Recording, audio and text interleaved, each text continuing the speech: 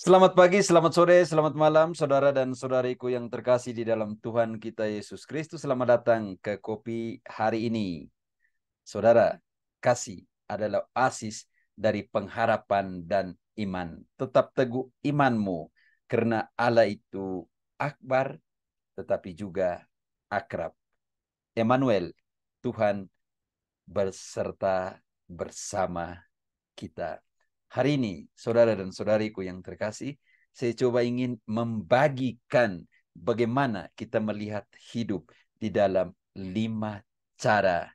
Dan hari ini kita coba merenungkan kisah orang Samaritan yang baik, yang murah hati, yang kita ambil dari Lukas bab 10 ayat 25 sampai dengan 37. Seringkali perikop ini saya jadikan sebagai bahan untuk memberi retret kepada grup, kepada kelompok doa atau kelompok-kelompok gereja dan teman-teman juga misionaris. Uh, Coba kita membaca bersama-sama perikop ini. Orang Samaria yang murah hati. Pada suatu kali berdirilah seorang ahli Taurat untuk mencoba Yesus. Katanya, "Guru, apa yang harus kuperbuat untuk memperoleh hidup yang kekal?" Jawab Yesus kepadanya, "Kasihlah Tuhan Allahmu dengan segenap hatimu, dan dengan segenap jiwamu, dan dengan segenap kekuatanmu, dan dengan segenap akal budimu. Dan kasihlah sesamamu manusia seperti dirimu sendiri." Dua hukum cinta yang paling bagus direfleksikan. Tuhan mencintainya dan mencintai sesama seperti diri sendiri harus dimulai dengan mencintai diri sendiri, karena kita tidak bisa memberikan dari apa yang kita tidak punya. Kata Yesus kepadanya, "Jawabanmu itu benar. Perbuatlah demikian, maka engkau akan hidup." Tetapi untuk membenarkan dirinya, orang itu berkata kepadanya, "Dan siapakah sesamaku manusia?" Jawab Yesus, "Adalah seorang yang turun dari Yerusalem ke Yeriko. Ia jatuh ke dalam tangan penyamun." Yang pertama, saudara dan saudariku yang terkasih, seorang yang turun dari Yerusalem ke Yeriko. Yerusalem adalah kota di mana orang-orang Israel bertemu dengan Tuhan, karena di sana dia punya bait, dia punya tempat pertemuan. Karena itu seorang yang keluar dari Yerusalem dan menuju Yeriko. Yeriko itu adalah kota yang kita bisa bayangkan, kota yang punya tendensi, yang punya pengaruh hal-hal duniawi. Karena itu orang ini keluar dari Tuhan dan pergi ke hal-hal duniawi, maka apa yang akan terjadi dengan dia adalah menjadi korban. Saudara yang terkasih, cara hidup pertama, banyak orang yang hidupnya menjadi korban dari semua. Menjadi korban dari omongan orang, menjadi korban politik, menjadi korban, dan merasa diri bahwa menjadi korban adalah gaya hidup.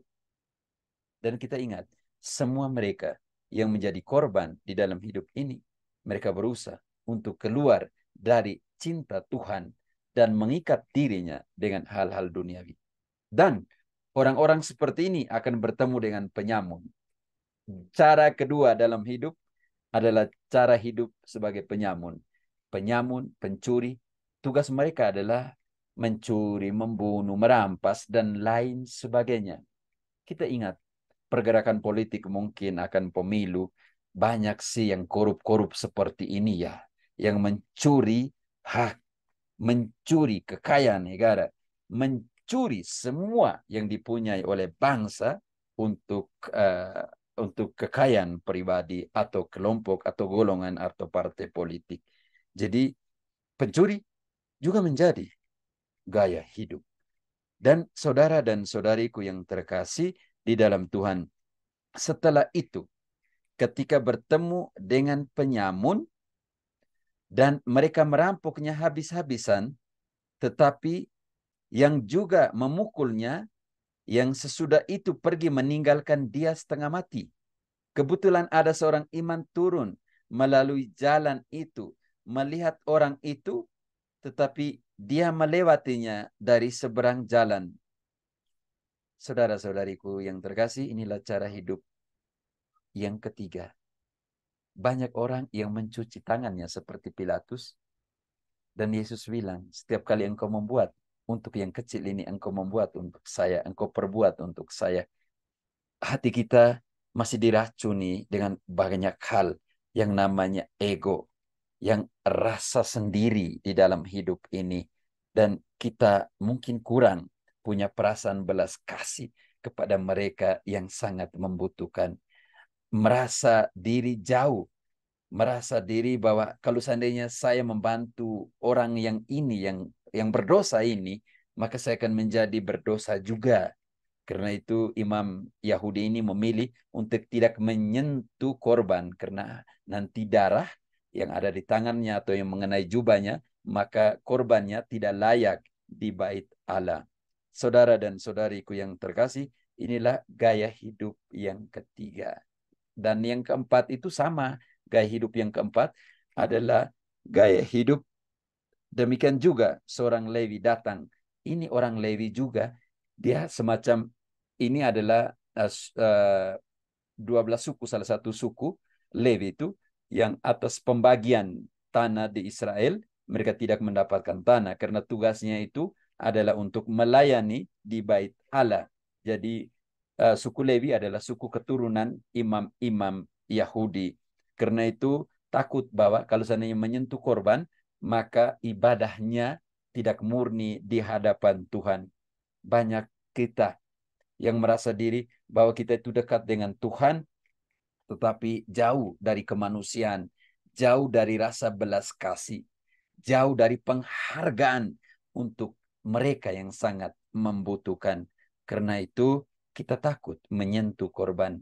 Kita takut membantu mereka yang dengan sendirinya Tuhan mengajak kita untuk lebih dekat dengan mereka. Paus Fransiskus katakan, mereka yang berjuang untuk menjadi sangat spiritual dalam hidup harus pertama menjadi manusia. Kemanusiaan itu adalah dasar yang kokoh di mana kita bisa meraih kasih dan cinta Allah, memperkuat iman kita di dalam pelayanan. Saudara dan saudariku yang terkasih, dan sesaat berikutnya mendekatlah orang Samaria yang baik hati.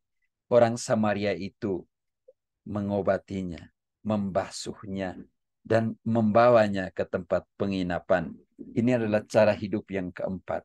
Cara hidup yang keempat adalah orang yang berani mengulurkan tangannya di tengah-tengah persoalan hidup, di tengah-tengah begitu banyak korban kemanusiaan. Orang yang berani memberikan dirinya untuk misi kemanusiaan. Orang yang berani memberikan segala yang ia punya untuk persembahan yang terbaik atas nama kemanusiaan dan kemurahan hati Tuhan. Saudara dan saudariku yang terkasih, di Indonesia begitu banyak orang yang seperti ini. Saya bersyukur bahwa orang-orang begini, orang-orang yang seperti ini, yang punya hatinya besar seperti Tuhan Yesus, masih ada di antara kita. Dan cara hidup yang kelima adalah pemilik penginapan. Kata orang Samaria yang baik, rawatilah dia. Dan ini adalah 2 kepingan uang yang saya berikan kepada engkau, dan gunakanlah itu. Dan jika ketika saya datang kembali dan engkau telah memakainya lebih dari apa yang saya berikan, maka saya akan mengembalikan semuanya itu. Saudara-saudari yang terkasih, saya sangat merasa adem, merasa baik dengan cara hidup yang kelima ini. Dari pemilik penginapan, dialah yang merawat. Dia yang merawat, yang menjaga korban itu. Dialah yang menyembuhkan, menggunakan semua yang ia punya untuk menyembuhkan kemanusiaan yang terluka. Dan kita ingat, 2 keping uang itu yang diberikan oleh Yesus, dia berikan, keping pertama adalah sabdanya, keping kedua adalah ekaristi. Saudara, pemilik penginapan itu adalah gereja. Kita semua. Yesus adalah orang Samaria yang baik. Dia menyerahkan misi untuk menyembuhkan kemanusiaan itu kepada kita semua. Karena itu tugas gereja adalah menampung dan menerima semua mereka yang menjadi korban dari banyak hal di atas bumi ini. Karena itu jangan menutup matamu sebagai gereja. Karena itu adalah misi yang diberikan Tuhan kepada kita semua. Saudara dan saudariku yang terkasih di dalam Tuhan kita Yesus Kristus, jangan mengubah hati Kristianimu seperti Yesus karena orang lain tidak berbuat baik kepadamu. Tuhan memberkati. Cara hidup manakah yang kita lagi berbagi, lagi hidup di atas bumi ini? Apakah kita hidup sebagai korban, melulu sakit, mengeluh, semuanya seperti itu? Apakah kita hidup di atas bumi ini sebagai gaya hidup pencuri, perampok? Atau kita punya gaya hidup di atas bumi ini hanya hanya melihat saja, menonton saja, tidak mau mengulurkan tangan? Apakah kita punya cara hidup ini seperti Yesus, orang Samaria yang baik? Apakah kita punya cara hidup ini seperti penginapan yang mampu memberikan seluruh hidupnya, yang mampu memberikan seluruh waktunya untuk mengobati kemanusiaan yang terluka? Karena itu, saudara dan saudariku yang terkasih, jadilah murid Yesus, murid setia dari Yesus di tengah dunia yang terluka. Tuhan memberkati. Dalam nama Bapa dan Putra dan Roh Kudus. Amin.